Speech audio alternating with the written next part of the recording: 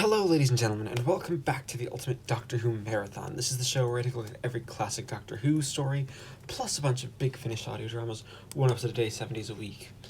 And today, on the 5th of February 2020, I'm starting a look at the first story in the first trilogy to feature the Doctor and Nyssa, The Haunting of Thomas Brewster. This trilogy is also known as the fifth Doctor Thomas Brewster trilogy, as there is another Thomas Brewster trilogy with the sixth Doctor. That, of course, we'll be covering when we get to in time. But before I begin, just a quick note that in 2019, as YouTube was caught data mining children, they ended up changing they changed their policies regarding to become COPPA compliant, mostly scapegoating creators in their misdoings. So, as always, this video is not intended for children. Doctor Who is a show that children can watch, of course, but this is a show specifically looking at stories of Doctor Who from an adult perspective, so viewer discretion is advised. That being said, let's discuss The Haunting of Thomas Brewster Part 1. Now, this is a script from Jonathan Morris, which is great, and it's clearly this is a story that takes place in Victorian times. It's very similar to Charles Dickens in that respect. Mainly in a lot of its theming in this first episode. Thomas Brewster is an orphan who we open the story with his mother dead, passed away, and, he is trying to,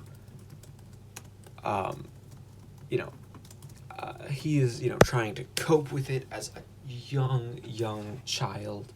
And this being Victorian times, Morris actually does a good job of sort of reflecting the Victorian viewpoint that this is very much a grieving isn't necessarily a good thing.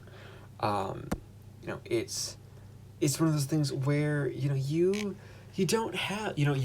don't grieve for your lost loved ones. You sort of bottle up your emotions, turn the stuff up, and realize they are not coming back, and there's nothing you can do about it. Which, okay, it's, not necessarily it's not the absolute, best, that is, not really a healthy attitude to have towards death, just at all, because it's, it is a difficult thing to deal with. It's death is hard, and bottling it up and just being like, oh, they're not coming back, so I shouldn't care, I shouldn't worry, it's genuinely a sad sort of thing. It's what kind of puts puts Thomas Brewster as a character just in a bad position, and it's also one of those things where you feel very, very, very, very sad for him. Now, what's interesting is that this is one where you have, this first episode has the Doctor and Nyssa not really being present. Not really being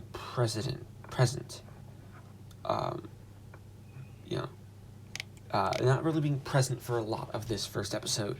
They are here, at the funeral, and they seem to be meeting Thomas Brewster in a linear order. They're both entering this poor man's life, as he's, put into have just what's going on. And I think, at least for this first episode, we're pretty much all from Thomas Brewster's perspective And he is basically visited by the ghost of his dead mother, and that is, quite sad. He's very much still grieving because he's going through, a lot of hardship. He's put into a workhouse, doing a bunch of excavations, and it's one of those things where you really do get the feeling, for things. And I will say, Jonathan Morris uses the time period really, really well. There's this, and there's this great atmosphere. Barnaby Edwards directed this, and he does an excellent job of making the music creepy, making sure it's placed in the right spots. The sound design and music from Simon Robinson is great as well. There's this great use in the script and in the way it's sung of the rhyme "oranges and lemons," which, if you don't know that thing, it's mostly it was used in 1984. It's an old rhyme, which of course ends with, "Here comes the lantern to light you to bed. Here comes the chopper to chop off your head. Chop, chop, chop, chop." Several chops like that. It's already kind of an eerie nursery rhyme, but just the way it's used here is even more eerie. And I just have to say that it's really well done here. There's also just this stuff to be said for the way that Thomas Picard, no, it's not Thomas Picard. John Picard plays Thomas Brewster. I don't know why I got their names. I was going to say John Brewster. I don't know. He plays him with this very distant thing where he's very quiet.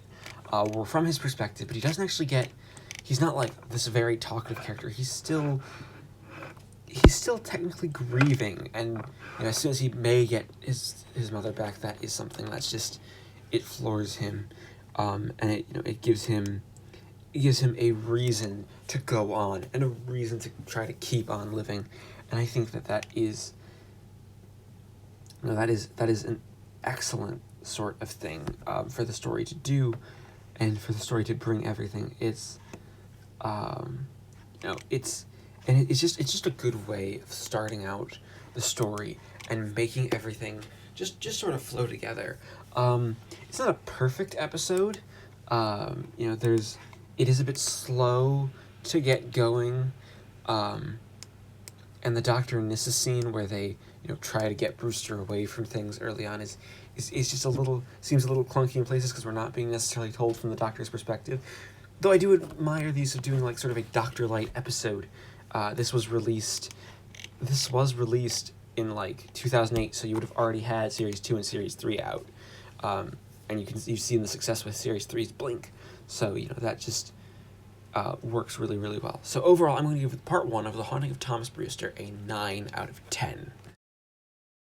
Alright, it's the 6th of February, 2020. I just finished listening to Part 2 of The Haunting of Thomas Brewster, which could perhaps accurately be called Part 1 of The Haunting of Thomas Brewster, because this is basically telling the story, getting the story told and getting things set up from the Doctor's perspective.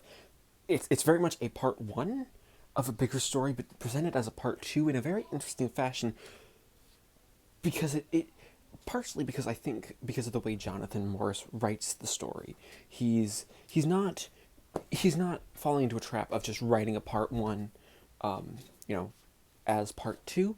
He's doing more to actually give time to Thomas Brewster as a character, and he's allowing the Doctor and Nyssa in to see, basically, the audience to see why the Doctor and Nyssa were interested in Brewster, mainly because of some interesting things, but mainly because of the idea that these ghosts are taking on the image of Brewster's mother, and he's trying to do a lot of his stuff, and it also just gives us a time to explore the characters. Now, there's also a really interesting conceit, because a lot of this first part of the story takes place in the TARDIS, and you see that the phantoms, the ghosts, so to speak, that provide the haunting, are able to actually infiltrate the TARDIS, which is a plot device that is used sparingly in Doctor Who for a reason, and this is a good reason, because because it's used so sparingly, it makes these phantoms seem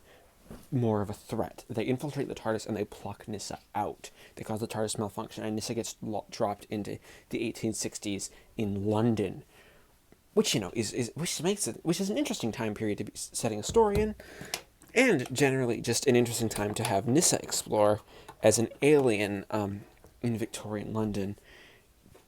But what makes it even more interesting is that so there's a sort of story gap here, that the Doctor actually spends a year in Victorian London as a Dr. Robert Walters, basically getting rid of his John Smith thing because the idea was that it could attract unwanted attention in this time period. I think implying because he's been to this time before.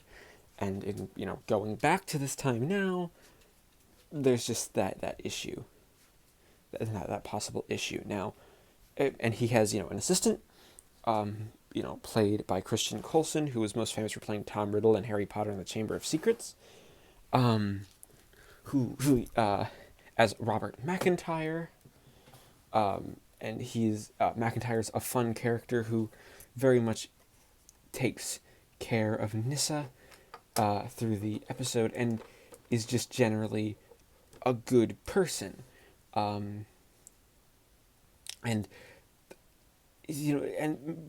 Morris has this real way about him of making you believe that these are good people, like that these people are good people, and making you just sympathize with them. It's not necessarily the absolute best way of doing it. It's not perfect.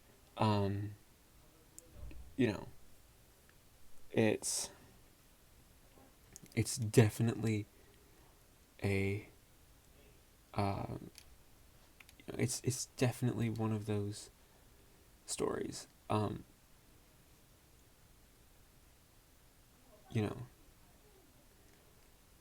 It's this very it's very interesting, and I will say that it's enjoyable.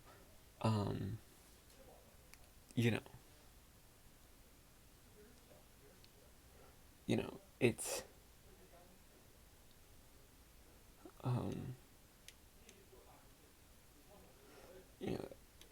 it's this very, very interesting sort of wiggle room where you have the story, as it were, being there.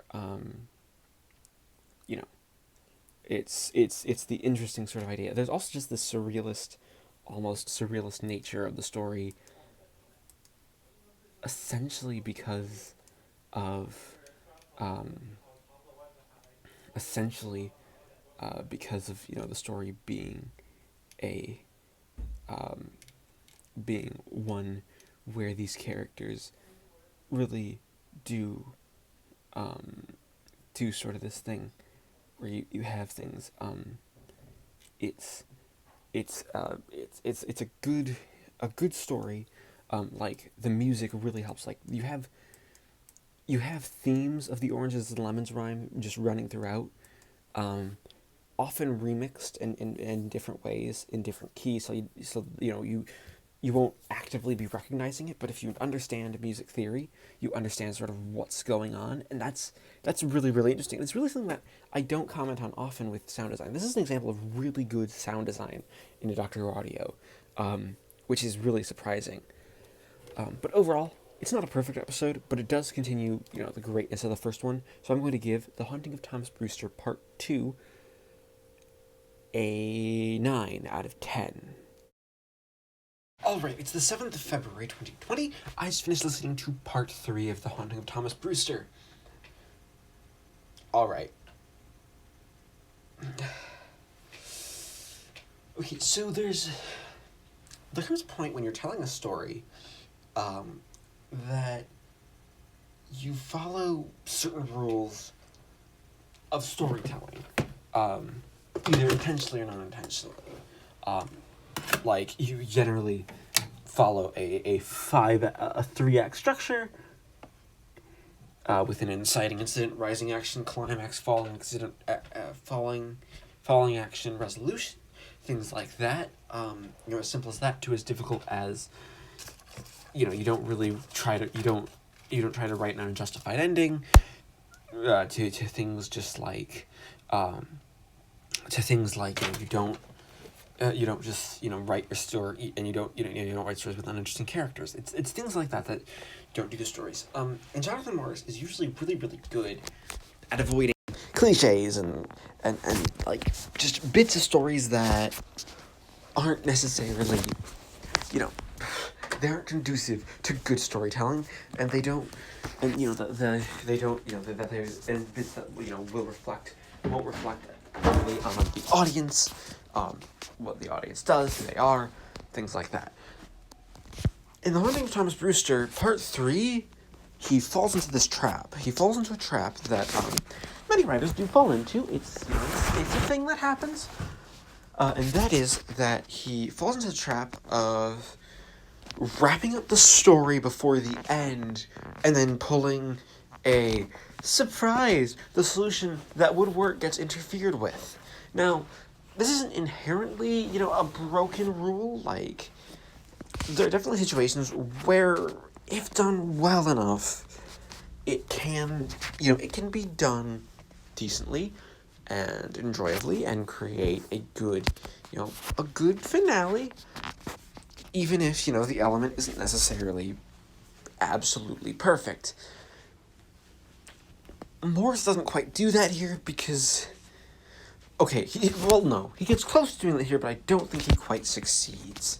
And what I mean by that is he has Thomas Brewster, our, not really our protagonist, but a decent character, who has been thus far essentially set up, as sort of an artful dodger type character. He's kind of a reflection of Adric, which I will touch on a little later. But he has him destroy the doctor's machine and foil his plans because he still believes that the ghost of his mother is talking to him, even though it's been made pretty clear that this isn't actually the ghost of his mother. And for what it's worth, I will say Morris does a good job of at least masking it, that it could very possibly be him grieving, trying to deal with the fact that, his mother is dead, and not coming back, but he's just grasping at, sort of the straw's chance of her being, coming back somehow, and being there to comfort him and just create something. It's a grasp that's there. It's not amazing, but it's in the text. It could be there. It's just not communicated as well as it perhaps could or should have been. Because it's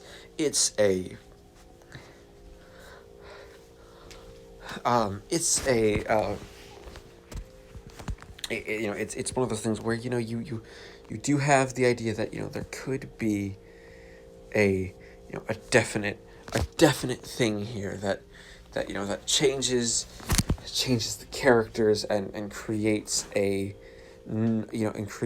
good interaction with the characters, and creates a way for the story to finish and be interesting and telling and stuff. But even though it just doesn't quite do that as well as perhaps it could. And I will say, leaving the cliffhanger on Brewster has the TARDIS and the Doctor and Nyssa are trapped is great. It's an excellently done cliffhanger, and it's a lot of fun to watch.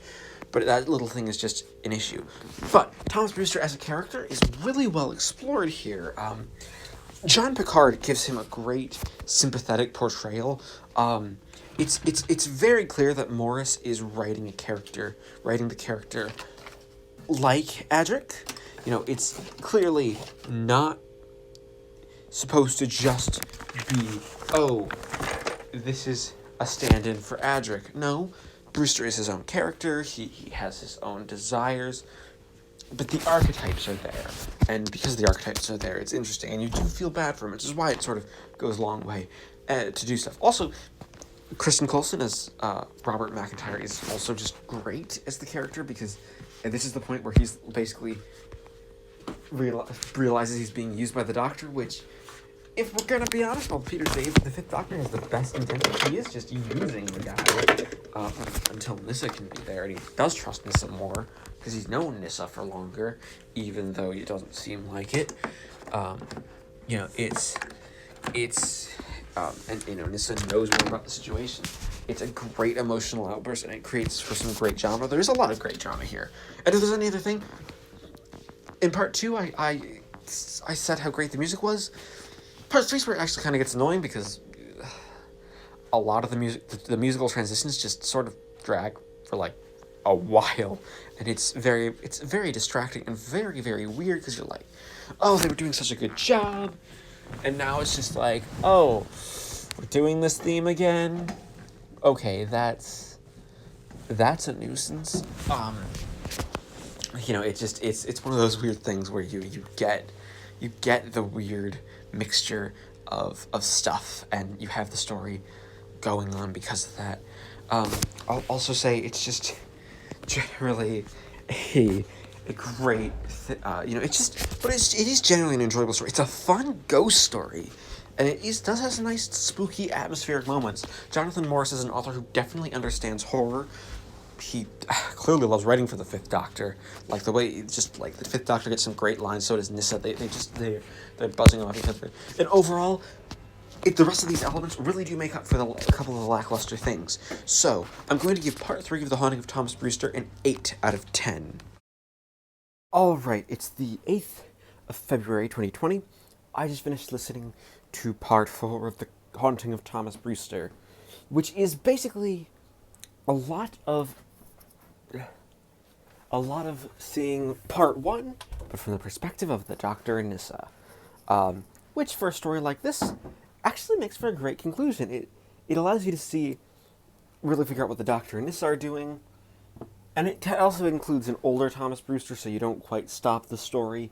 And I'll even admit, it almost makes up for part 3's rather lackluster cliffhanger of being surprised. Now Brewster, surprise, now the story isn't just over. No, because part 4 is actually the point where Thomas Brewster really does have to come with the fact that his mom's dead. There was nothing he could do. She's dead. She's not coming back. The phantoms are just that. Phantoms. They're not going to surprise and be like, okay, I'm actually your mom. I'm not even like the ghost of your mom. And there is actually some really nice catharsis by showing in a representation of his mother as he remembers her near the end, and allowing them to speak, and sort of they're able to work together to sort of deal with that idea, but which is really, really nice. It's a really nice moment, and it's cathartic, and it gives Brewster a reason to grow and change as a character. It's very much the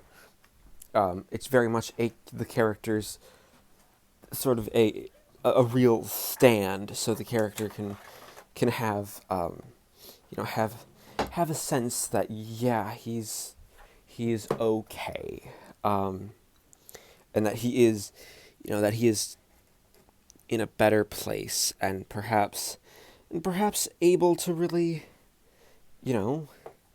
relate to the Doctor, perhaps just a little bit, because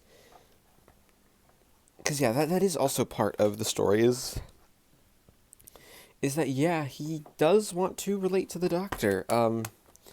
There's this big build up to the idea, to the end of this episode's cliffhanger, like the Doctor remembers, oh right, there's another Nyssa realizes, oh wait, there's another TARDIS in Victorian London that is your TARDIS, just at a different point in its timeline. So you have, and this episode kind of builds to that moment where it's like, oh, that's where we were going with this. This is what we were doing. That's actually really interesting, and it is kind of an interesting way of doing the story and getting that in, because it builds to a solid, very, very solid and fascinating ending. You have the Doctor's TARDIS, basically, being stolen again by Thomas Brewster, leaving the Doctor and Nyssa stranded, which means we end the story on a cliffhanger, lead right in, and really that allows Big Finish a chance for a story arc with new developments and new characters and new things. It just allows the story to flourish. But there's also, and it allows the listener to be like, oh, I definitely want to see what happens next. It creates a story arc, and it's one of the first. It's one of the first real trilogies Big Finish ever did. Like, yeah, they did some trilogies that were thematic, but this is the first one where they were released in a pretty close together fashion. Like, yeah, these weren't immediate releases for this trilogy, but they were immediate for the Fifth Doctor ones. There were like 2 releases in between each of the releases, so you'd have 2 months to see how this trilogy resolved, which is maybe a bit long for a story. Like, really, that seems just a little bit of a stretch to be like, okay, now we have to wait for a couple of months before we actually get to see what's going on. But it still works for what it is. Also, there's this great moment where you have Jonathan Morris does a really good job at making the Phantoms work as a foe by making them indistinct but not generic. Now, what I mean by that is that these Phantoms, they are just that. They're phantoms. They're not real, manifestations. This isn't really a, okay, for real, Thomas Brewster is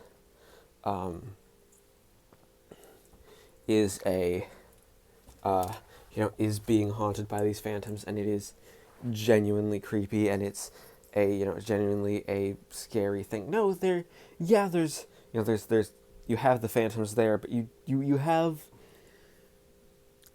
something almost a little, but you have the enough touch of trying to tempt him, but they're not humans. They're shades of humanity. They're shadows, which it's a different type of thing for the story to do. Is that, let's talk about shadows, and have that be our villain, and it works.